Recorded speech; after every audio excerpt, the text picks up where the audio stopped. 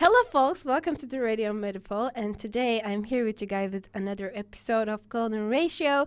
I am your host, DİLAN. And today we're going to talk about a really good artist with his sculptures. And today we're going to talk about İlhan Koman. You guys may know that from his artwork, Akdeniz. And today we're going to talk about his life and his artworks. So, İlhan Koman was a Turkish sculptor between 1951 and 1958. He worked at the Istanbul Fine Arts Academy before moving to Sweden in 1959. His distinct style of mixing science and art in his works earned him a unique position among contemporary artists, for which he was referred to as the Turkish Da Vinci. His most famous and most talked about work in the field of figurative abstractions is his sculpture. The condition of Koman, who contracted tuberculosis when he was 17, becomes very serious. His family almost gives up hope. He is taken from İlhan Koman attracts the attention of his teachers with his copy and ornament works made of ancient sculptures in the lessons, follows the advice of his teachers who suggest that he is more prone to these works than painting, therefore he should go to the sculpture department. And after a year, he moves to the sculpture department of the academy. İlhan Koman, who graduated from the sculpture department with the first place, is sent to Paris in 1947, taking advantage of the state scholarship of those years. He can only last 2 months at the workshop he started in Paris. He received the usual classical education already at the academy, began his abstract studies. The most important schools for him when he was in Paris were the Louvre Museum and the Rodin Museum.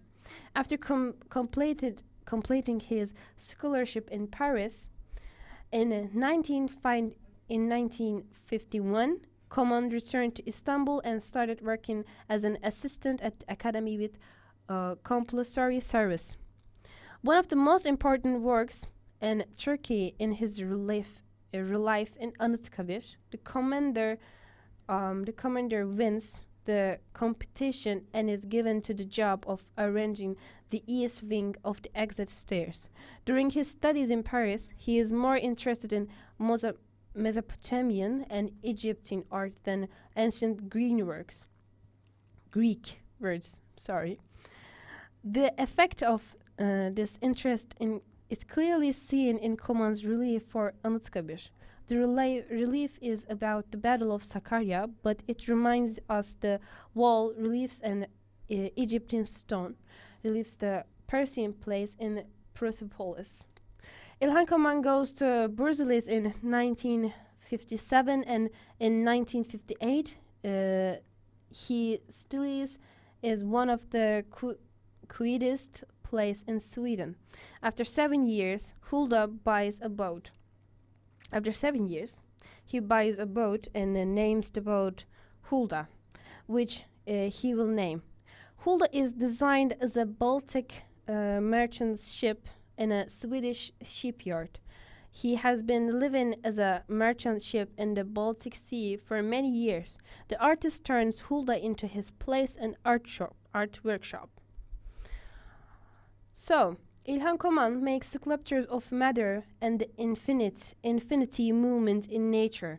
All his affairs are dynamic, just like the blacksmith masters of the Middle Ages.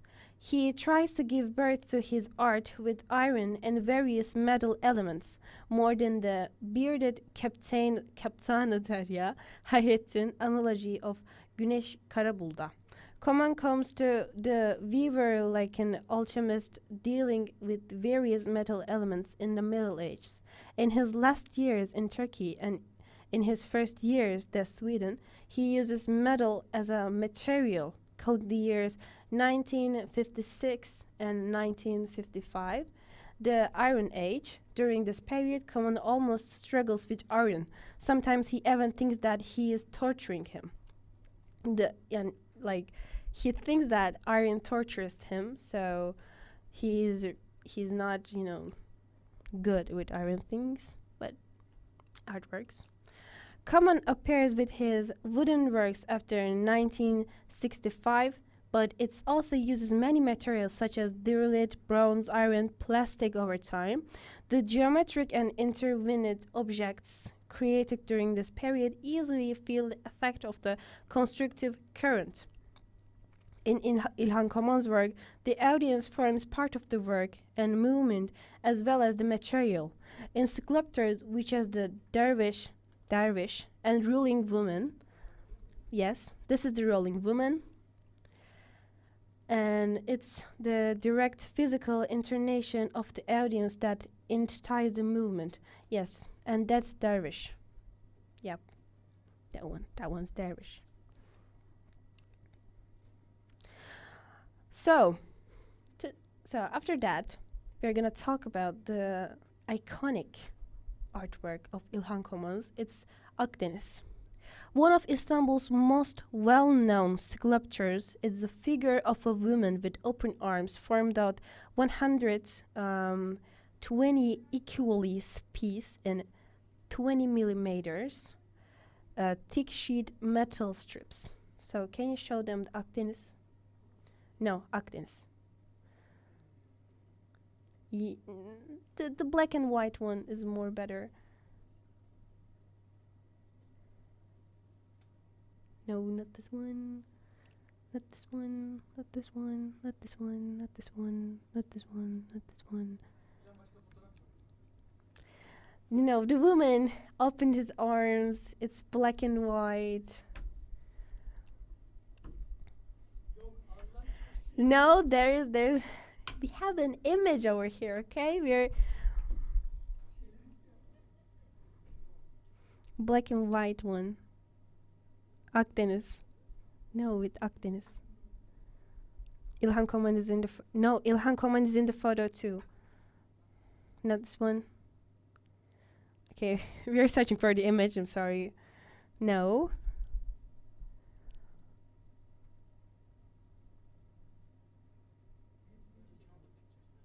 That one. Okay, yep.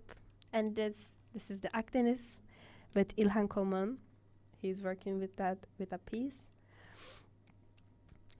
When the sculptor attempted to explain the feeling of a human hug, he thought of the Mediterranean Sea, which he said was the reason behind the name Akdeniz, the Turkish name of the Mediterranean, the sculpture's design, which is based on a paper cutting and folding technique.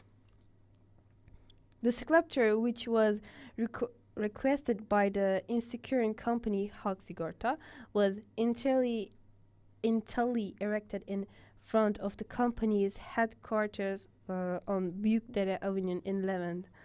In 2005, the sculpture was temporarily moved to Galatasaray Square for İlhan Koman's exhibition, and sometime later, with Halk Sigorta transferring to Yapı Kredi Sigorta, was placed in front of the Yapı Kredi Bank headquarters in Levant.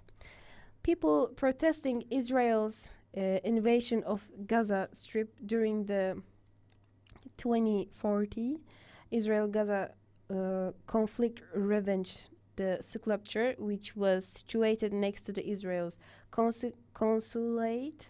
Yes, I think that's the true word.